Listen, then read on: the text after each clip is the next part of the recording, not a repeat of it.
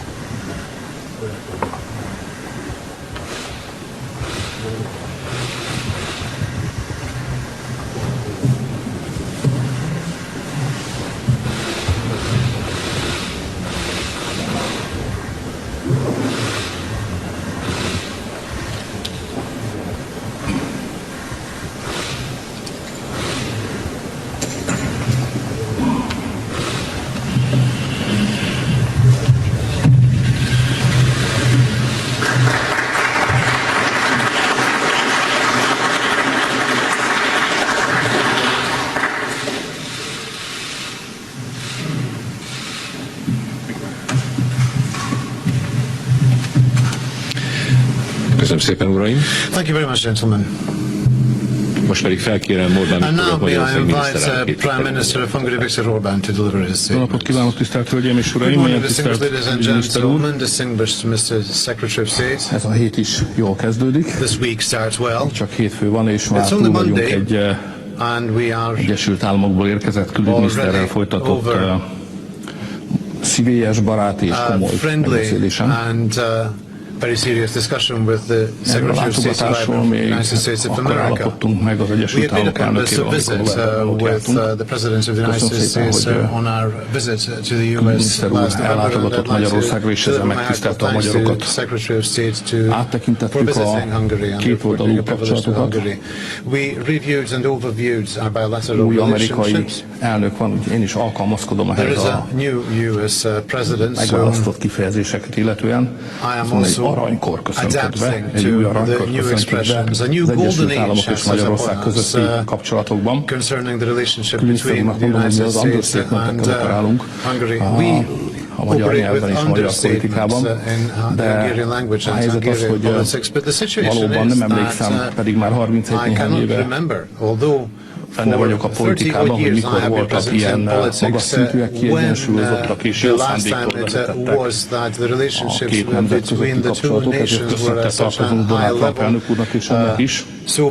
Talán akkor voltunk ilyen magasan, amikor az idősebb Bush elnök úr látogatott még el hozzánk a rendszerváltásnak az előestéjén, amely látogatás nagyban hozzájárult, hogy megszabaduljunk a kommunistáktól és megszabaduljunk a Varsói Szerződéstől is.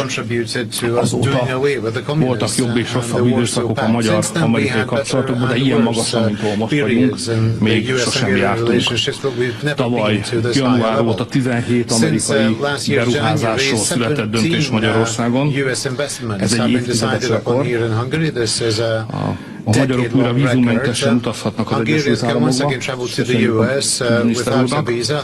Magyarországot meghívták az újon alakított béketanácsba, amelynek az alakulés az ezen a héten talán csütörtökön lesz Amerikában, Washingtonban, ahol én képviselem majd Magyarországot.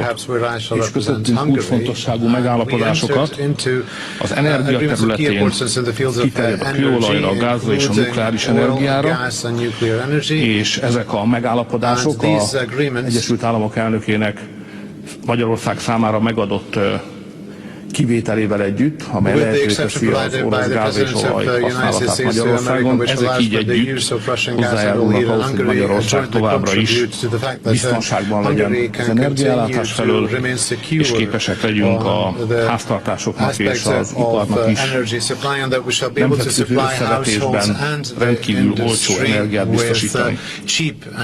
És tárgyaltunk természetesen arról is, hogy a szerbiai finomítót NISZ nevű vállalatot MOL milyen feltételek mellett tudja megvásárolni.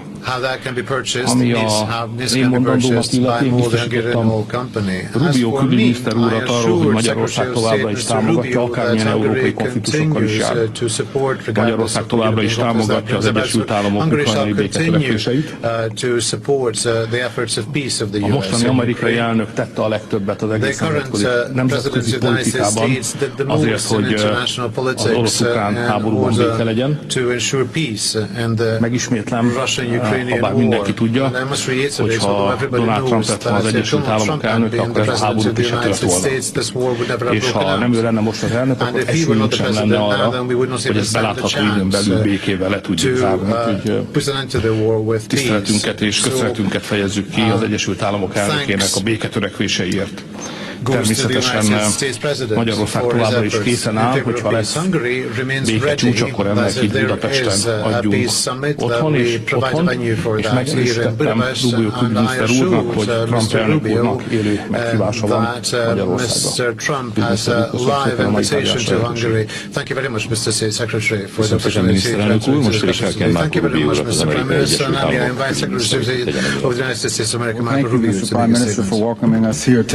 Államok to be with you in this incredibly gorgeous city. It's my first time being here, and it's phenomenal, even to be in this hall, where and the history behind it, and everything that's going on here. The second is, you know, the relationship. You talked about the golden age, which is not an exaggeration. The relationship between the United States and Hungary today is as close as I can possibly imagine it being, and it's not just close rhetorically; it's close in action and things that are actually happening.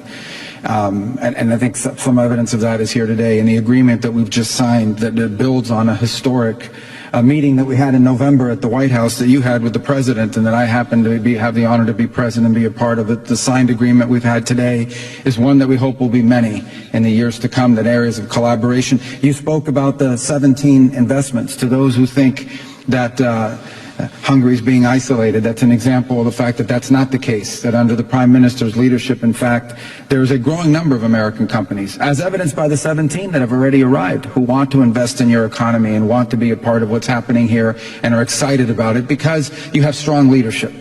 Because you have leadership that we know are going to protect investments and allow it to continue to be a place that's friendly for business and be competitive with rules that are competitive that allow businesses to grow and prosper in comparison to other places. And there's so many other areas that we can work together on, especially on energy, but just so many areas of common interest. But I have to say this because it's important to understand. We are entering this golden era of relations between our countries, and not simply because of the alignment of our people, but because of the relationship that you have with the President of the United States. I don't think, you know, it is any mystery, and should not be a mystery to anyone here, how the President feels about you, how he interacted with you in his first term as President, and now in his second term as President. That relationship's grown even closer. And it's important to understand how important the relations between leaders are to the relations between countries. We are, at the end of the day, we are still human, we are still people, and that person-to-person connection that you've established with the President has made all the difference in the world in building this relationship and in hopefully growing this relationship even more. It is the kind of thing that I think, for example, I can say to you with confidence that President Trump is deeply committed to your success, because your success is our success. Because this relationship we have here in Central Europe through you is so essential and vital for our national interests in the years to come, that, if you face financial struggles, if you face things that are impediments to growth, if you face things that threaten the stability of your country, I know that President Trump will be very interested, because of your relationship with him and because of this importance to this country, to us, to finding ways to provide assistance if that moment ever were to arise, and obviously with regards to finances and the like. I also think it's the reason why in your visit in November you saw an extension and a suspension of the imposition of sanctions and allowed to move forward on energy. It was because of that personal relationship. It's because we want you to continue, because we want this economy to prosper. We want this country to do well. It's in our national interest, especially as long as you're the prime minister and the leader of this country. It's in our national interest that Hungary be successful. It helps America, and obviously it helps you. So it's an honor to be with you here today. We have a lot that we can continue to work on. We also want to thank you, and I want to thank you on behalf of the President of the United States for the indispensable role you played on the Board of Peace. Not everyone's on the Board of Peace, and not everyone, for different reasons, they can be participants or not be participants, but you are, and you've been there from the very first day. And again, a testament to the personal relationship between President Trump and Prime Minister Orbán that I think speaks volumes. The role you play geopolitically, the role you play even outside of this region in affairs involving the Middle East is invaluable and indispensable, and we are very appreciative of it. And that's why after traveling to Munich for the security conference, I wanted to make sure we paid a visit here to continue to build on this relationship and to signal very clearly that not only are we in a golden age, but we haven't even scratched the surface of what we can achieve together as a people, as peoples, as nations, and as leaders. And so I thank you for the opportunity to be with all of you here today, and thank you for the very warm invitation and the very important conversations that we had, where we touched on a bunch of subjects and a bunch of topics that I think will be of great interest back in Washington when I return. Thank you. All right, folks, buckle up, because what we just watched from Forbes Breaking News is something the mainstream media does not want you paying attention to. I'm talking about the full briefing in Budapest, where Secretary of State Marco Rubio stood side by side with Hungary's Prime Minister Viktor Orbán. And let me tell you something right now. That was not just a press conference. That was a geopolitical statement. And as a proud, unapologetic conservative who believes in sovereignty, strength, and common sense, I love what I saw. Let's break this down. First of all, they called it a golden age of U.S.-Hungary relations. Both of you naturally. Nem akarom belerángatni a külügyminiszter urat magyar belpolitikai drag Secretary of State into Hungarian internal political issues. Answer first to this question.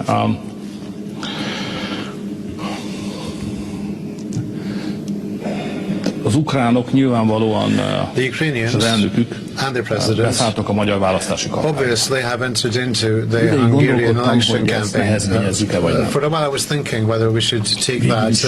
Mégis ilyen brutális nyíltsággal beleszállni egy másik ország választási kampányába, hogy nem tudok. Aztán rájöttem, hogy ez érthető. But then again, I realized it was understandable because the Hungarian elections is the most important to Hungarian people, but it has an impact beyond Hungary as well. And the Ukrainians quite justly believe hogy jelentősége van annak, hogy milyen kormánya lesz Magyarország. What government Hungary shall have is significant to them. Két opció van csak. And there are only two options. Az egyik az, amit önök jól ismernek. One is what you know well. Ez a magyar nép opciója. That is the option of the Hungarian people. Szavazáson, a Vox 2025-ön világosan elmondták, hogy nem. Vote 2025 clearly stated that they would not undertake the Ukraine acceding to the European Union because that would drag us into a war and ruin our economy. Tudhatják, hogy mi nem adunk pénzt Brüsszelnek for Brussels in order for them to send that to Ukraine. The other option, which is a real option, and the Ukrainians would favor that, and with common sense you can realize that if a government arrived which would want or which would accept Ukraine becoming a member of the European Union, they obviously want a government which will take a part in the financial burden of Ukraine. In other words, send money to Ukraine, and for the Ukrainians it doesn't matter what the outcome of the elections will be, therefore they decided to participate in the campaign. And since we stand on the ground of common sense, we must not be surprised at that, we must adapt to it, and we must acknowledge that the Ukrainian president and Ukraine will be active participants of this election, and we have to prevail against them too. That is our reality. Anything else attached to that, the future of the war, the funding of the war, are beyond the framework of this press conference. I will not go into detail. I would only refer to a single aspect, that this is an election. As an election, people decide. And for Ukraine, it does matter what the outcome of the decision is, and therefore they put their full weight and weaponry in participating in the Hungarian campaign. We know full well that they finance our opponents. We know how that happens. This is a well-known written fact, but once again, we must not be outraged, but we must acknowledge that this campaign in Hungary also has an international dimension in other directions too, but in the Ukrainian direction. That is why it's an important international event, not only for Hungarians, but as the example of Ukrainians shows, it's important for other greater nations. That's how you have to win elections. We have won elections in many ways, now we shall win this way. Well, my only comment is the United States' interest is to see the war end, and we want to do what we can to make it end. We're the only nation on earth that apparently can get both sides to the table to talk. I'm not here to insult anybody, but the United Nations hasn't been able to do it. There's no other country in Europe that's been able to do it. The United States has been successful at being able to get both sides to talk. I mean, for the first time, in a number of years, you actually have at a technical level military officials from both sides sat down last week in the Middle East, and we'll restart those talks again in Geneva later this week. I think that's a very positive thing. That said, all we are trying to do is play a role if it's possible in reaching a deal. We're not seeking to impose a deal on anybody. We're not trying to force anyone to take a deal they don't want to take. We just want to help them because we think it's a war that's incredibly damaging. We think it's a war that's incredibly destructive. We think it's a war that never should have happened and should end as soon as possible. That's how the president feels, and the president's invested a tremendous amount of time and political capital in trying to serve a useful purpose. Usually, in my time observing geopolitics, when a president tries to engage himself in peacemaking and in ending wars, that's usually applauded. So this is one of the few times, for a lot of different reasons, I don't know what they may be, but maybe I can speculate what they are, where people actually criticize a president trying to end a war. Usually when you're trying to end wars, the international community applauds you. This is one of the few wars I've ever seen where some people in the international community condemn you for trying to help end a war. But that's what we're trying to do. That's what we're going to continue to do as long as our role is and our engagement is a positive one. And hopefully the war will end. The sooner the better. It should have ended a long time ago. It should have never actually happened. This war should have never happened. This war would have never happened if Donald Trump had been president of the United States at the time it began. But that's what happened, and so now here we are. So we're going to continue to do everything we can to try to bring it to an end. And if we can be successful at it, I think the world will be a better place. And if we can't, then unfortunately the suffering and the dying and the killing will continue, and that's not good for anybody, but that's where we find ourselves. So hopefully we can stop it, but let's see. Next is CBS News, please, Olivia.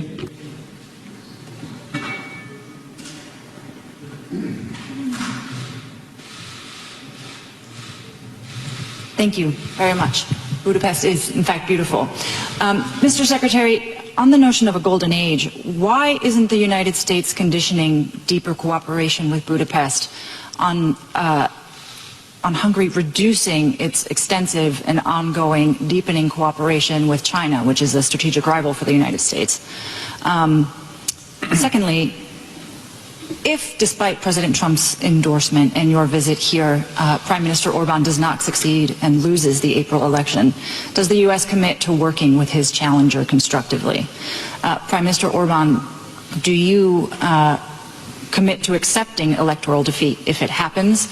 And to both of you, Prime Minister Orbán has said that the exemption that Hungary has been granted for Russian energy purchases is indefinite. The U.S. has said it was for 1 year. Which one is it? Thank you. All right, well, let me start by answering that question. First of all, so everybody can be very clear. I made this point repeatedly. I'll make it again. Under President Trump, it is our expectation that every nation on earth is going to act in their national interest. That's what nations are supposed to do. If the Prime Minister of Hungary does not act in the national interest of Hungary, who won't be Prime Minister for long, But who's going to act in the national interest of Hungary if their prime minister doesn't do it? If your government is not acting in your national interest, then who will?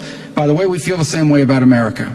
So in those instances in which our national interest and some other countries' national interests are aligned, that is an opportunity for extraordinary partnership. And we have many, many areas where our national interests are aligned. Where they're not aligned, or where we have some differences, that's where that alignment and the other issues, that's where this relationship, that's where these deep ties to one another are so important, because that's where you can find accommodation, that's where you can hear each other out, that's where maybe you can work together on. But we're not asking any country in the world to isolate themselves from anybody. We understand that every country in the world has to deal with the reality of their geography, of their economy, of their history, and of the challenges of their future. We will obviously share with partners and friends concerns we may have about certain things, but as an example, the United States, you mentioned China as an example. Okay, we have trade and relations with China. The President of the United States is going to travel in April to China. Why? Because China is a big country. It's got 1 billion something people, second largest economy in the world. They have nuclear weapons. It would be crazy. Okay, it's insane for the United States and China not to have relations and interact with one another. Now, two big countries like this, do we have differences? We absolutely do. And we'll have to manage those differences. And some of those differences are things we've spoken very frankly and clearly and repeatedly about the fact that it is not good for the world. It's not good for anybody to rely on one country or one economy for 90% of anything, especially things like critical supply chains. This is a reality. We want to diversify supply chains around the world. We've spoken clearly about it. That's not an anti-China thing. That's just the reality that over-dependence on one source is not good. Now, the media will mock that phrase. They'll roll their eyes. They'll say it's dramatic. But let's be honest, what they really hate is what that phrase represents. It represents strong national leadership. It represents countries putting their own people first. It represents leaders who are not bowing to Brussels, not bowing to globalist institutions, not bowing to unelected bureaucrats. Orbán made it very clear. Hungary acts in Hungary's national interest. And Rubio said something that every American patriot should frame and hang on their wall. He said, under President Trump, the expectation is that every nation acts in its own national interest. Yes, exactly. That's how sovereign nations are supposed to operate. Not this weak, apologetic, let's manage decline nonsense we've seen from global elites for years. Now let's talk about the Trump factor. Because whether the press likes it or not, this whole golden age exists because of President Donald J. Trump. Rubio didn't even try to hide it. He said outright that President Trump and Viktor Orbán have an extraordinarily close personal relationship. And guess what? That matters. The media always pretends relationships between leaders don't matter. They absolutely do. Politics is human. Diplomacy is human. Trust matters. And here's the part that really triggered the establishment. Rubio openly said that the sanctions waivers on Russian energy purchases happened in large part because of that relationship. Translation? Elections have consequences. Leadership matters. When you elect someone who believes in your country first, your country benefits. Now, let's talk about Ukraine, because this is where it gets real. Orbán did not back down. Not 1 inch. He said Hungary will not support Ukraine's EU membership because it would drag Hungary into economic disaster and potentially into war. And what did he say about Ukrainian involvement in Hungary's election? He said it's happening. He said Ukraine is clearly invested in who wins. Now, whether you agree with him or not, here's what I respect. He said it plainly. No sugarcoating. No diplomatic doublespeak. Meanwhile, Rubio took the position that the United States wants the war to end. Period. He made a bold claim that only the United States has been able to get both sides to the table. And here's the truth. The people criticizing Trump for trying to end the war are the same people who complain about endless wars. When a president tries to stop bloodshed, suddenly he's controversial. That tells you everything you need to know. Now, the media try to bait Rubio on China. Why aren't you pressuring Hungary to distance itself from China? Classic gotcha attempt. But Rubio responded with maturity and realism. He said every country has to deal with geography, economics, and reality. The U.S. itself has relations with China. The point is to manage interests responsibly. That's not weakness. That's adult geopolitics. You don't isolate yourself into irrelevance. You protect your supply chains. You avoid overdependence. You act strategically. That's strength. Then there was the election question. A reporter asked Orbán if he would accept defeat if he loses. And Orbán calmly reminded everyone. He spent 20 years as prime minister and 16 years as opposition leader. Sometimes he wins. Sometimes he loses. That's called democracy.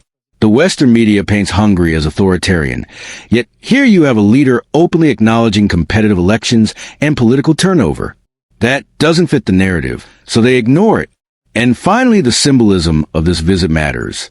Rubio had just been at the Munich Security Conference, the epicenter of globalist consensus thinking. And then he made a point to go to Budapest. That's not random. That's strategic signaling. It says, Central Europe matters.